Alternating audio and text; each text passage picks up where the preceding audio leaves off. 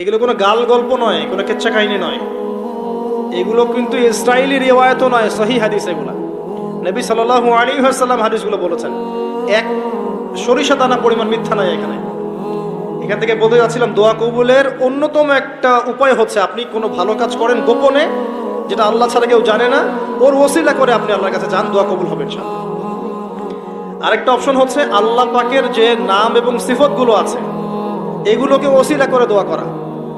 যেমন, আল্লাহ তোমার রহমান নামের ওসিলায় আমি তোমার কাছে দয়া চাচ্ছি, তোমার আল গফুর নামের ওসিলায় আমি ক্ষমা চাচ্ছি, তোমার আর রাজ্জাক নামের ওসিলায় আমি রিজিক চাচ্ছি, ওয়াহাব নামের ওসিলায় আমি সন্তান চাচ্ছি, ইত্যাদি। কথা কি বুঝতে পারছেন? যে নামের সাথে যে বিষয়টা যায় এটা ওসিলা করে আপনি দোয়া করলে ইনশাআল্লাহ তাআলা আপনি আপনার ফলাফল পাবেন।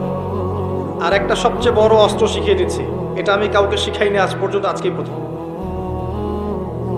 এবং আমি আমার জীবনে দেখেছি